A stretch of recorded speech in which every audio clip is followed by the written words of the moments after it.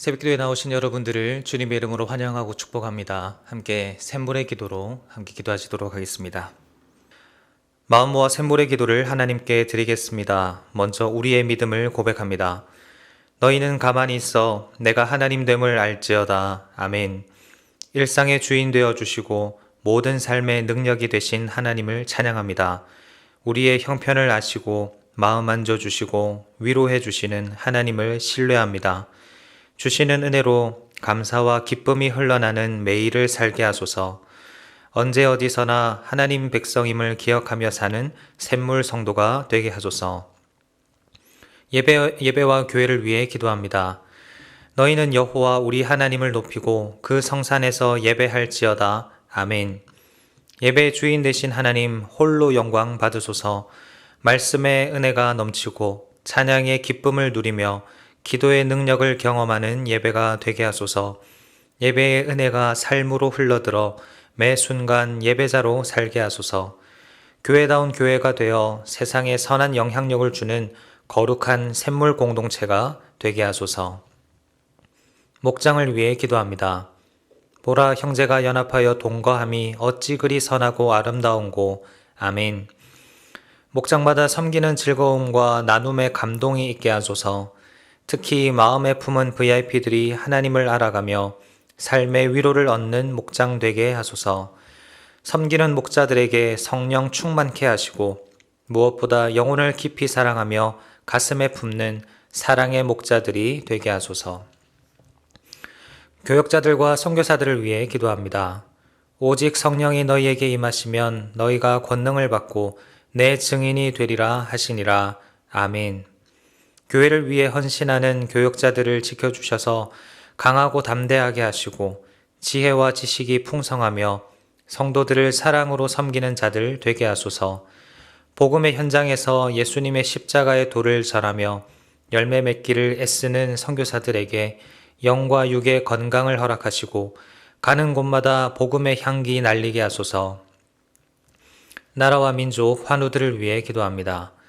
시온아, 여호와는 영원히 다스리시고 내 하나님은 대대로 통치하시리로다. 할렐루야. 아멘. 이 나라를 코로나로부터 지켜주시고 속히 이 상황이 마무리되게 하소서. 경제적으로 어렵고 힘든 자들이 회복되어 온 나라가 하루빨리 안정을 찾게 하소서. 육신이 아픈 자들을 위로하여 주시고 치료의 광선으로 이전보다 더 건강하게 하소서. 함께하는 가족들이 지치지 않고 굳건하게 잘 견디도록 하소서. 오늘도 살아계신 하나님을 찬양합니다. 예수님 이름으로 기도드립니다. 아멘. 오늘 우리에게 주시는 하나님의 말씀은 요한복음 8장 12절에서 20절까지의 말씀입니다. 저와 여러분이 교독해서 읽도록 하겠습니다. 예수께서 또 말씀하여 이르시되 나는 세상의 빛이니 나를 따르는 자는 어둠에 다니지 아니하고 생명의 빛을 얻으리라. 바리새인들이 이르되 내가 너를 위하여 증언하니 내 증언은 참되지 아니하도다. 예수께서 대답하여 이르시되 내가 나를 위하여 증언하여도 내 증언이 참되니 나는 내가 어디서 오며 어디로 가는 것을 알거니와 너희는 내가 어디서 오며 어디로 가는 것을 알지 못하느니라. 너희는 육체를 따라 판단하나 나는 아무도 판단하지 아니하노라. 만일 내가 판단하여도 내 판단이 참되니 이는 내가 혼자 있는 것이 아니요 나를 보내신 이가 나와 함께 계심이라. 너희 율법에도 두 사람의 증언이 참되다 기록되었으니 내가 나를 위하여 증언하는 자가 되고 나를 보내신 아버지도 나를 위하여 증언하시느니라. 이에 그들이 묻되 내 아버지가 어디 있느냐? 예수께서 대답하시되 너희는 나를 알지 못하고 내 아버지도 알지 못하는도다. 나를 알았더라면 내 아버지도 알았으리라. 함께 읽겠습니다.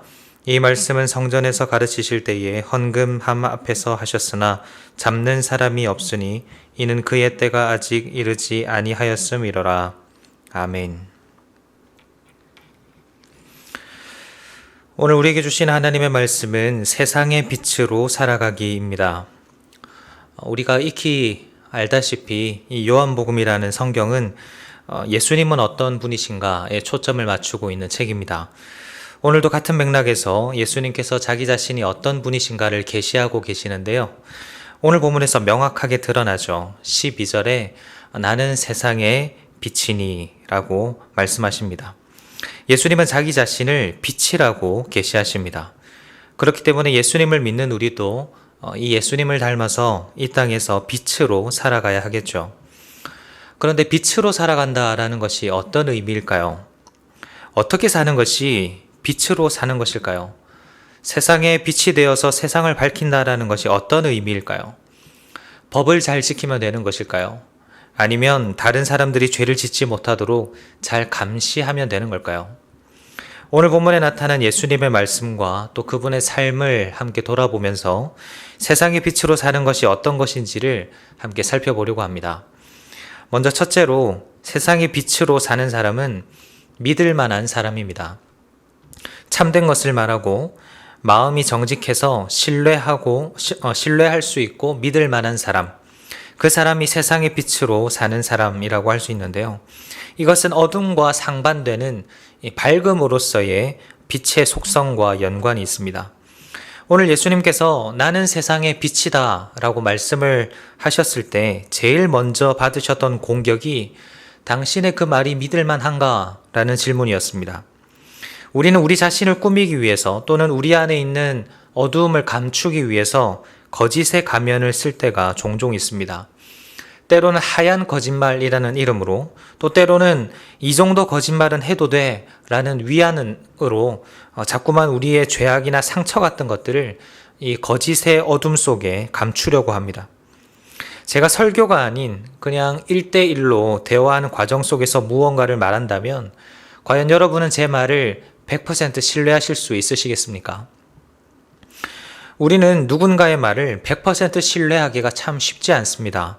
물론 우리 가족이나 목장 식구들의 말은 신뢰할 수가 있겠지만 다른 사람들의 말은 참 믿기가 힘듭니다. 왜냐하면 그만큼 우리 주변에 이 거짓이라는 어둠이 짙게 드리워져 있기 때문입니다. 13절에서 바리새인들도 똑같이 예수님을 공격하는데요. 예수님 자신이 세상의 빛이라고 말씀하시자 바리새인들이 이렇게 공격합니다. 그걸 어떻게 믿어? 증인 있어? 증인도 없으면서 그게 무슨 말이야?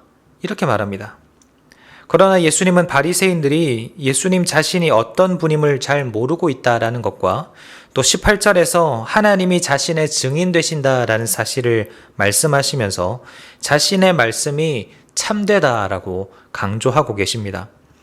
예수님은 단 한 번도 거짓을 말씀하신 적이 없으시죠. 거짓을 말씀하실 필요도 없으셨고 그래서 늘 언제나 참된 것을 말씀하셨습니다.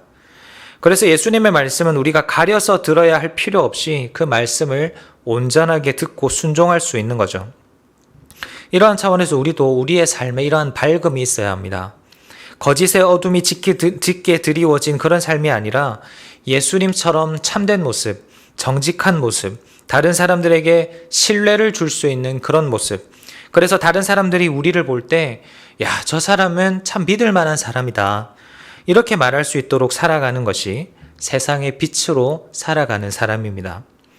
우리 모두가 세상의 빛으로 살면서 주변의 사람들로부터 믿을 만한 사람, 신뢰할 만한 사람으로 인정받게 되기를 주님의 이름으로 축원을 드립니다. 둘째로 세상의 빛으로 사는 사람은 포용적인 사람입니다. 다른 사람에 대해서 함부로 판단하지 않고 또 그 사람을 있는 그대로 포용할 줄 아는 사람, 그 사람이 세상의 빛으로 사는 사람입니다. 믿을 만한 사람이 빛의 밝은 속성을 잘 보여주고 있다면 이 포용적인 사람은 빛의 따뜻한 속성을 잘 보여준다라고 할 수 있습니다. 오늘 본문 15절을 보면 너희는 육체를 따라 판단하나 나는 아무도 판단하지 아니하노라 라고 예수님이 말씀하십니다. 예수님이 바리새인들을 향해서 너희는 너희의 기준대로 눈에 보이는 것들로 판단하고 사람을 함부로 판단하고 그 기준에 맞지 않으면 그들을 쉽게 정죄하지만 나는 어느 누구도 함부로 판단하지 않는다. 이렇게 말씀하고 계십니다. 왜 예수님은 아무도 판단하지 않으실까요? 16절에 그 힌트가 있는데요. 만일 내가 판단하여도 내 판단이 참되니 라는 말씀입니다.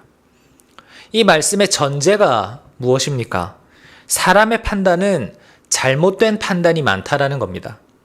겉만 보고 판단하니까, 그리고 모두가 각자만의 기준과 생각으로 판단을 하다 보니까 그 판단에 오류가 생길 가능성이 매우 높다는 거죠. 그래서 예수님은 다른 사람을 함부로 판단하지 않고 그 사람을 있는 그대로 보아주고 그 존재만으로 소중히 여기시는 것입니다. 그 단적인 예가 오늘 보면 바로 앞에 나오는 그 사건입니다. 간음하다 잡혀온 한 여인을 향해서 예수님은 그 겉을 바라보시는 것이 아니라 그 여인의 존재 자체를 바라보시고 그녀를 긍휼히 여기시고 용서하셨습니다. 사랑하는 여러분, 우리는 어떠합니까? 우리는 다른 사람 판단하기를 참 좋아하죠. 왜냐하면 다른 사람을 함부로 판단하면서 우리의 존재감을 확인하기 때문입니다. 다른 사람을 깎아내리면서 자기 자신을 높이려고 하고 다른 사람의 흠을 찾아내면서 자신의 고결함을 부각시킵니다. 그러나 빛으로 사는 사람은 그렇게 살지 않습니다. 빛은 따뜻합니다. 그 가운데 온기가 있습니다. 함부로 판단하지 않고 있는 모습 그대로 품어줍니다. 포용합니다. 이해하고 용서합니다. 존재의 소중함과 그 영혼의 무게감을 잘 압니다. 이 따스함을 회복하는 우리 모두가 되기를 간절히 바랍니다. 특히나 코로나로 인해서 거리두기라는 이름으로 이 온기가 많이 식어져 버린 이 시대 속에서 세상의 빛으로 사는 우리는 그 마스크 너머에 있는 존재의 소중함을 볼 수 있어야 합니다. 판단하기보다 포용할 줄 아는 사람으로서 세상의 빛으로 사는 우리가 되기를 간절히 바랍니다. 마지막으로 세상의 빛으로 사는 사람은 참 빛이신 예수님을 드러내는 사람입니다. 예수님은 자기 자신을 통해서 하나님을 알리셨습니다. 본문 19절을 보면 나를 알았더라면 내 아버지도 알았으리라 라고 말씀하시는데요.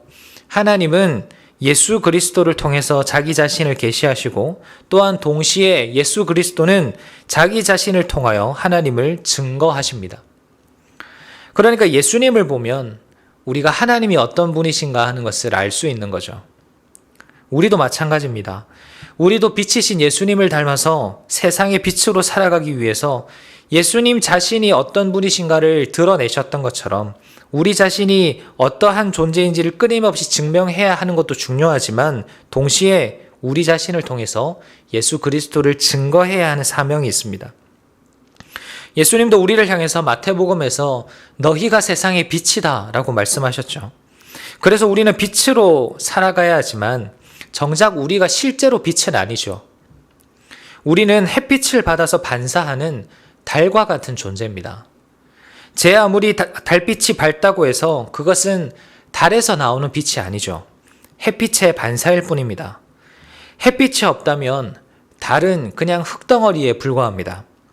그러나 햇빛이 있기에 그리고 그 빛을 잘 반사하기에 우리는 밤에 그 빛을 누릴 수가 있게 되는 것입니다.